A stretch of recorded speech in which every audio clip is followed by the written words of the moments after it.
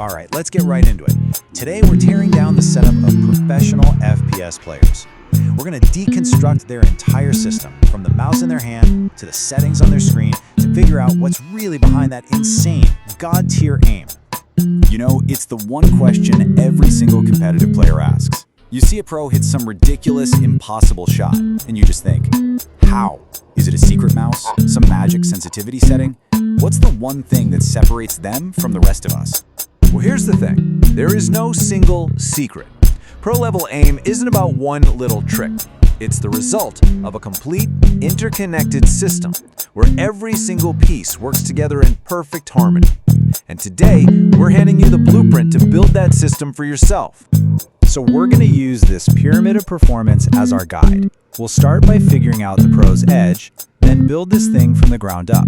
We'll start with the physical foundation, their gear, then move up to the grind of aim trainers, decode the pro's blueprint for settings, and finally, we'll talk about how you can build your very own system. Let's do it. First up, the pro gamer's edge. The big idea here is that their skill is a system and it's built from the ground up. So that's where we're going to start, with the physical foundation. Okay, so let's get into the physical gear. This is the hardware that literally connects your body to the game. And when you look at pro-level equipment right now, one principle rules everything. As Eurogamer puts it here, ultra-light mice are the gold standard. It all comes down to some pretty simple physics, really. A lighter object has less inertia. That means it's easier to start moving, easier to stop on a dime, and easier to change direction. In the game, that translates directly to faster flicks and way more precise little adjustments. Now, even with light mice, you've basically got two main camps. On the left, you've got ergonomic mice, which are shaped to fit the natural curve of a right hand for comfort. Then on the right, you've got symmetrical mice, like the ridiculously popular Logitech G Pro X Superlight, which feel the same no matter how you grip them. Honestly, there's no best one here. It is 100% about what feels like an extension of your own hand. The surface your mouse is on, man, this is just as critical. And it's this constant battle between control and speed. On one side, you have the classic cloth pads. They give you a bit of friction, which gives you more stopping power to lock onto a target. But on the other side, there's this growing trend of glass pads. They are almost frictionless, which means you get insane speed, but you need way more control to handle them. Let's talk keyboards. The new hotness, the tech that's taking over, is Hall effect. Instead of a physical switch that clicks, these keyboards use magnets to sense how far down you've pressed a key. This means you get this crazy level of customization, letting you set a key to go off the absolute instant you breathe on it. It's a real measurable edge in reaction time. Okay, now for monitors. I want you to just look at this number for a second. 90%. What on earth could 90% of pros possibly agree on? Yep, that's roughly how many professional Counter-Strike 2 players use Zoe monitors. That's just an insane level of dominance. And the reason is their relentless focus on performance over everything else. They use super fast TN panels and high refresh rates, sure, but their secret weapon is this thing called DIAC technology. All you need to know is that it basically erases motion blur, making moving targets look way clearer and easier to hit.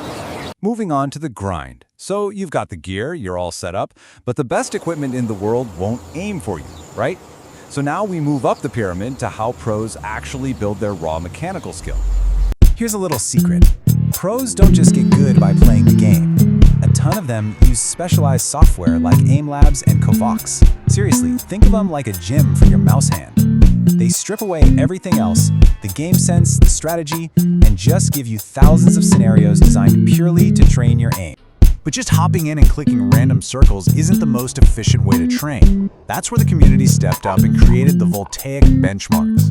It's a standardized set of drills that tests every single part of your aim, and it gives you a clear rank from novice all the way to grandmaster. It's the closest thing we have to a universal measurement of pure raw aim. And look, if you're thinking this sounds kinda complicated, you are not alone. This quote from a Reddit user with a master's degree, it just nails the feeling of diving into this stuff for the first time. It can be super overwhelming, but don't worry, we can break it down.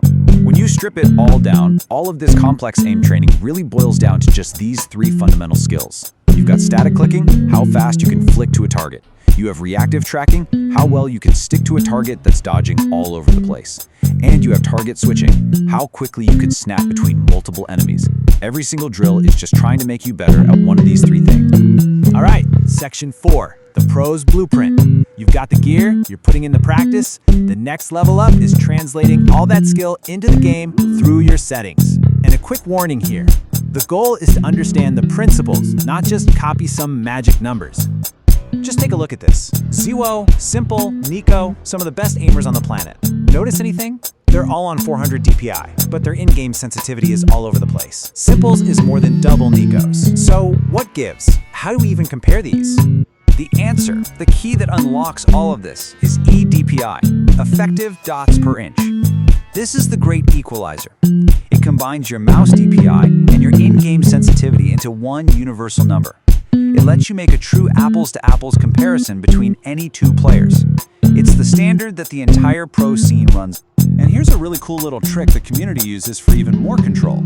You know how some games won't let your sensitivity go below 1.0?